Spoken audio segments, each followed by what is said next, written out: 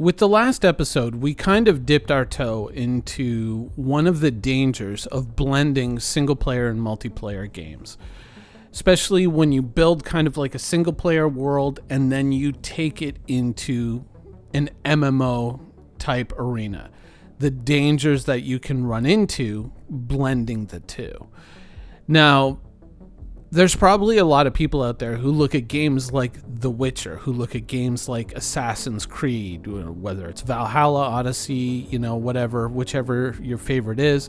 They look at those and they say, oh man, I wish they would make that into a game world. They've already got the world built. I would love to play this as multiplayer, And for the game developers, there's two kind of big issues there. Is how do we get multiple players doing the same thing into this story together, and how do we make them work cooperatively? Because sometimes what works in single player doesn't really work in multiplayer. How do we kind of blend the two? What is it going to be? How do we pay for the servers that are going to run, the game? All of that stuff. Do we do microtransactions, subscription fee? There's a lot of kind of upfront humps that they have to jump over, a lot of bridges that they have to cross to kind of figure out the basics of the game. But there's another hidden danger to this, and we're going to be talking about that today, which is the expectations and the powers that you build in single player games rarely are anything that would be beneficial in a multiplayer game, and the experiences that players enjoy in these kind of like single player semi-RPG-esque, very immersion-based games, many people at face value would look at those and say, oh man, I want that to be an MMO. That would be such a great MMO. But in truth, unless you changed it drastically, it would actually be a pretty terrible MMO. The game we're looking at right now is, of course, Cyberpunk 2077. Now, this is on the PC. This is not on the console, because I understand that the console users, especially the last-gen console users, are not doing so good in this game. But you might think that, at face value, the world of Cyberpunk easily becomes a multiplayer game. It's got open-world design, just like GTA. It's perfect. It's all set up. All you really have to do is just enable multiplayer, forehead, and it works. But it's not quite that easy. You see, one of the virtues of these games is the idea of a different build, a different character setup, different armor, different weapons, and you get to try and use all these different things in a world that more or less, whether you realize or not, that you control. So it doesn't really matter if something is particularly optimal or the best way. It's what you enjoy that is the most fun, that is the most rewarding, that enables that experience. So you don't really have to worry about what does max DPS, what is the flashiest car to own, what is going to get me from A to B the quickest. What's better? Is it katanas? Is it handguns? Is it, machine guns? Which is better? None of that matters to you. None of that is at all relevant to your experience. All that really matters is that you enjoy the experience and you can play the game any way that you want to. And it's relatively, at times, easy for developers in an environment like this, where there's only one player, to just say, here is a pantheon of choices, experiment with them all. And that's kind of where a lot of the replayability of these games comes in. And it's oftentimes one of the things that kind of exhausts me with these games, is I often end up playing the beginning over and over and over again, trying to figure out all the different paths and trying to figure out what I like. And then I turn around and I go, oh wait, but I want to build it as this. And oh wait, I want to build it as that. And I never get anywhere because I'm always like resetting my character and rebuilding things. But now I'm going to show you something here that maybe you found, maybe you haven't found, maybe you don't know anything about the game. That's all right. This is a pistol that you can pick up off the ground in the beginning area of the game. This pistol has been carrying me through the game using basically like almost like a Solid Snake character build of stealth and handgun skill to basically go in and just blap, wipe people out. I've been using this same gun and upgrading it since I found it. It's I guess the loot quality would be considered legendary since the beginning of the game. Now you as a player can look at what I'm doing and you could say, oh crap, Minion, tell me, where do you find that pistol? Blah, blah, blah, blah, blah. I need that. I want to try that build out. Or someone else might say, you know what? No, I prefer my light machine gun. You know, I want to do that kind of Terminator 2, you know, Arnold with the minigun type build. That's what I want to do. And so, Minion, you can do it your way. I'm going to do it mine. And it doesn't matter because we're all basically trapped within our own little personal universes where we more or less make up the rules of what's viable. And, you know, we base it off of what we enjoy the most. If someone wants to creep through every level and take like an hour to do missions, but, you know, sneak up on everybody and break their necks and do it that way, they can do that. You know, you can play this game and express yourself in any way that you want. The problem is, of course, it's a single player game, so you can't really share that experience apart from, say, making a video and saying, hey, look, I found a gun. But the truth is that you can do whatever you want in a single player universe because it is technically your universe. You've just been offered this pantheon of choices. Build out any way you want to build out, take as much time as you want, enjoy it at your own pace, you're good. When you step into a multiplayer universe, you could see how a weapon like this could be problematic in terms of balancing.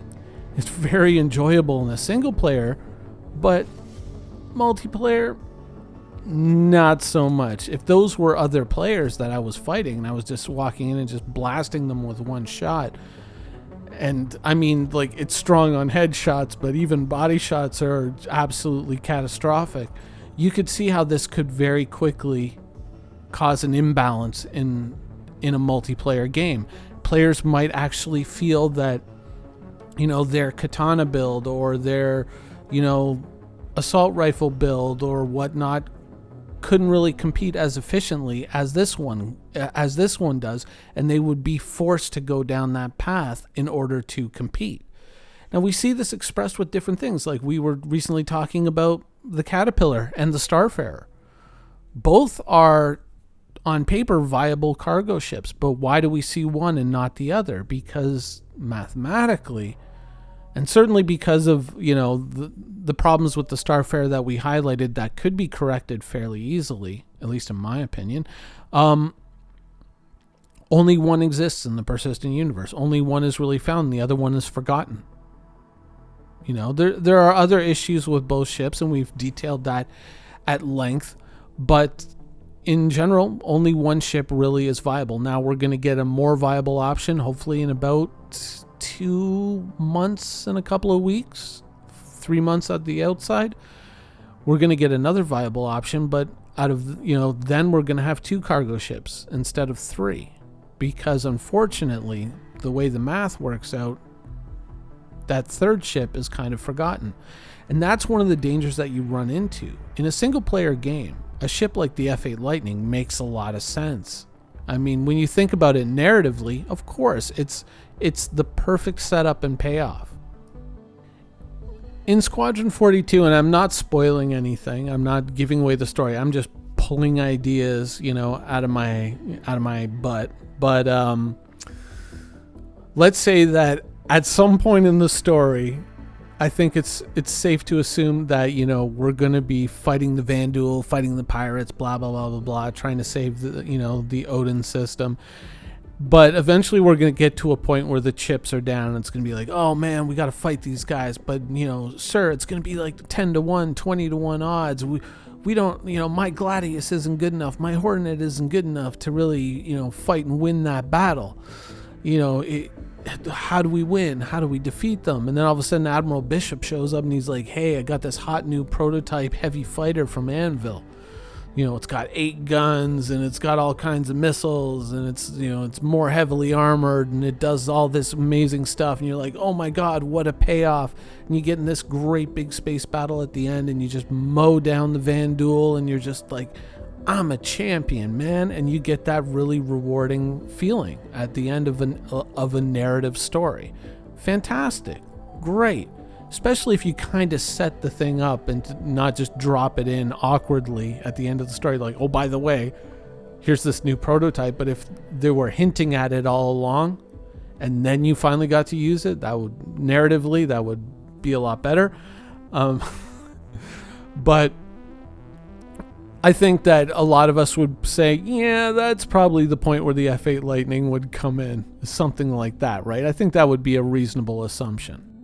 You know, you walk into the hangar in that spectacular moment and you and, you know, old man Colton are walking into the hangar and is like, well, that's the new Anvil fighter, kid. Sure you can handle it? And you're like, yeah, I can. No problem there, Skipper. I'll take this thing out and I'll mop the floor with the Vandal. And it totally makes sense. And it's this great moment in the story. But the problem is that you introduce something like that into the persistent universe, and that creates a lot of problems. If you think about it in the context of the Star Citizen universe, how many fighters are there currently that are flyable in the Star Citizen universe right now? Tons. Absolutely tons. There's 300s, there's Avengers, there's Buccaneers, there's Anvileros, there's Gladiuses, there's the Vanguard. There's a whole bunch of them out there, and other ships that are kind of like hybrids and things like that. And many ships that we haven't seen. The Talon just showed up on the scene, right? But let's say that you want to be really, really good at dogfighting. Let's say that you want to be, top of the charts in terms of dogfighting. How many ships are there in Star Citizen now? If you want to do that, if you want to succeed. Well, there's 2, 3, maybe 4. I mean, you can probably make an argument for the Saber. Obviously, the Anvilero and the Gladius are up there. Buccaneer, maybe, if it got some fixes, But that's a far cry from the huge list of fighters and their variants that are out there in Star Citizen. We have, this huge pantheon of choices, but really only 3 or 4 choices become viable once we enter into this crucible of human conflict, of actual player versus player conflict. One of the more frequent complaints that I hear in regards to MMOs when players who are trying to cross over from single player games to MMOs experience is that they read, all the hot new info about this next MMO, and they're like, all these different builds are going to be in here, and you can do this, and you can do that, and you can spec your character this way, you can spec your character that way, or, you can do whatever you want. And when they get into the game, unfortunately, what they find is as soon as they run into a fight with another player who's more experienced in the game, they just get annihilated, because that build that they had kind of figured out in their head, while it was certainly going to be something that they were going to enjoy playing, the problem is that isn't really viable in a multiplayer environment. And I'm not saying, that you should have to adhere to, what the so-called meta is in a game. I'm definitely not that type of player, and I've illustrated that in the past. Even in World of Warcraft, I kind of go against the grain. This tier, it seems to be working in my favor, but in many previous tiers, probably for the last 3 years, I haven't exactly been considered top of the heap, but I do find ways to make it work. But unfortunately, in MMOs, that kind of becomes the truth, is that what we want to be the best and what is the best are often exclusive, and once you kind of bring other players into the mix, we shatter that single player universe and we replace it with the multiplayer universe, and with that we also lose that control over our experience, and we start feeling pigeonholed into picking certain things. Now, is there a perfect fix to this? I don't think that there is. I mean, the F8 Lightning is the cat's already out of the bag. It's not in the game yet, but we know that it's coming, and there are already players out there who basically have it. And there's going to be obviously a lot of players who are going to go out and get it as quickly as possible because of the way that it looks. What we need to do, I think, is especially when we're looking at, potentially up to 5 new concept ships over the course of this year, maybe take a step back and look at heavy fighters and maybe start answering the question of, when a prototype was submitted to the Navy for the F-8 Lightning, obviously other companies bid on this. Did Aegis maybe show up with an updated version of the Vanguard? Did Drake throw something in? Crusader Industries, did they maybe come out with a variant of, the Ares? What did Origin submit? Especially when you look at heavy fighters, it's a very, very thin lineup right now. There's only really 3 choices, of which I would say 2 of which are more general purpose fighters, and 1 of which is clearly dominant in that class. Maybe it's time to go back and maybe look at what did Drake submit. Was there an alternative that Crusader Industries submitted? This is an area of the game that certainly needs thickening out. The medium combat kind of focused ships in the game. There's plenty of medium-sized ships. Things from, say, upwards of the Cutlass to the Constellation and in and around there. But most of those ships are commercially focused or exploration focused. Maybe it's time to look at, ships of that class and of that size that are combat focused and try to, at the very least, muddy the waters up and bring several different approaches to solving that problem. How would Drake do it? How would Crusader do it? How would Origin do it? Things like that. That's kind of where I would kind of look to the answer for this. But the F-8 Lightning obviously is going to be a fantastic narrative tool, and it's going to be a very good fighter. But the problem is that you don't want to pigeonhole everybody into picking the F-8 Lightning. You want variety. So we need a little something else. And, well, not a little. We need a fairly big something else.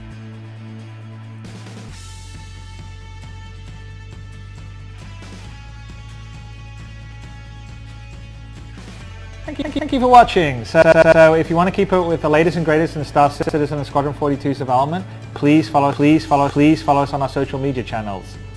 See you soon.